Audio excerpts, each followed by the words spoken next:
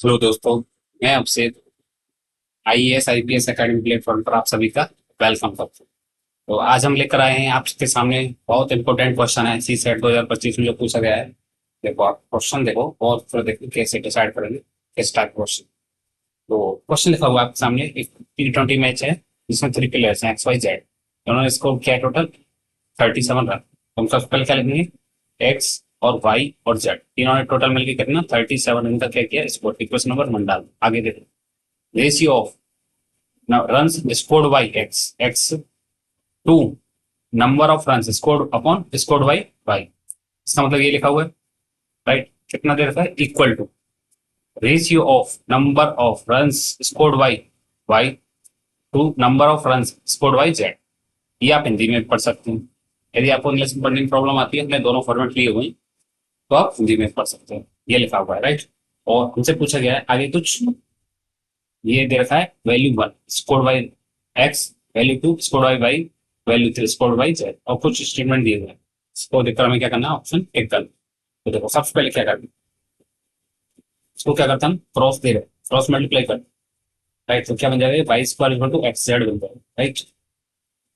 जो भी डिसाइड करना है एक्स वाई जेड, यहीं से डिसाइड करना इक्वेशन से, और इससे डिसाइड करना क्वेश्चन नंबर 1। ये हो जाएगा क्वेश्चन नंबर 2, राइट। जो भी डिसाइड करना, अब देखो कैसे डिसाइड करें।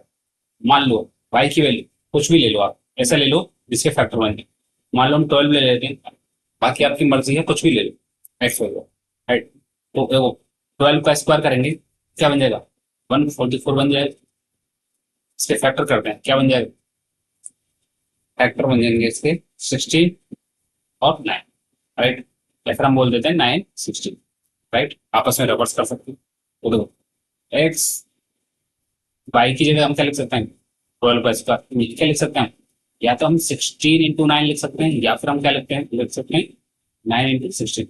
आप 12 की जगह कुछ और भी वैल्यू ले सकते हो, कोई भी ले सकते हो नंबर, उससे कोई इम्पैक्ट नहीं पड़ेगा। मैं क्रॉस चेक करना है, राइट। तो देखो क्या कहानी हो रही है इसकी पर, क्या बने केस 2 बन रहा है, केस 1 और केस 2, राइट। केस 1 लेते हैं तो देखो एक्स की वैल्यू आती है केस 1 के अनुसार, एक्स की वैल्यू आती है 16 लिखेंगे। केस 1 में हम कौन सा ले रहे हैं, ये वाला। और फॉर्मेट देखो यहाँ से चेक करो, ये और इंटर करते जाओ। और वाई की वैल्यू कितनी है हमारी, वाई की वैल्यू है 12 और जेड की वैल्यू है 9। और केस 2 के अनुसार देखो एक्स की वैल्यू, कौन सा फॉर्मेट, केस 2 मतलब ये वाला। एक्स की वैल्यू कितनी है 9, वाई की वैल्यू कितनी है 12। वाई की वैल्यू दोनों केसेस में कितनी सेम है, 12 12। और जेड की वैल्यू कितनी है इसमें 16। अब हमसे क्या बोला गया है कि यही वैल्यू वैल्यू फॉर्मेट में दे रहे हैं, वैल्यू 1 वैल्यू 2 वैल्यू 3, राइट। मतलब ये इसको वैल्यू 1 बोला गया है, इसको वैल्यू 2 बोला गया है, और इसको वैल्यू 3 बोला गया है, 3 बोला गया है। एक बार फर्स्ट चक्कर लेते हैं, यही बोला गया, यस यही बोला। अब देखिए, और हमसे बोला गया इंक्रीजिंग और डिक्रीजिंग। सबसे बड़ा कौन है, एक्स है इसमें, राइट। एक्स है सबसे बड़ा, उसके बाद में उससे छोटा कौन सा हो जाएगा, वाई हो जाएगा, राइट। वाई के बाद में उससे छोटा क्या हो जाएगा, जेड हो जाएगा, राइट। इट मीन्स क्या हो जाएगा, वैल्यू 1, उसके बाद में वैल्यू 2, उसके बाद में वैल्यू 3। इस केस से ये रिजल्ट आता है। अब हम सेकंड केस की बात करते हैं। तो सबसे बड़ा क्या हो जाएगा, जेड हो जाएगा। सबसे बड़ा क्या हो जाएगा, जेड हो जाएगा। जेड के बाद में वाई हो जाएगा, वाई के बाद में एक्स हो जाएगा।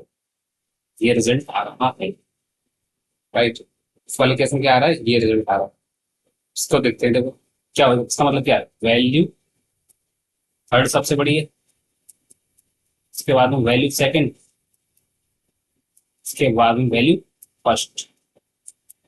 अब देखिए, अब ऑप्शन हमको दिए हुए हैं ये, तो देखो केवल यही ऑप्शन है वैल्यू ये वाला, नहीं केवल यही ऑप्शन है, नहीं दोनों ऑप्शन है हमारे सामने, और ये तो हो ही नहीं सकता।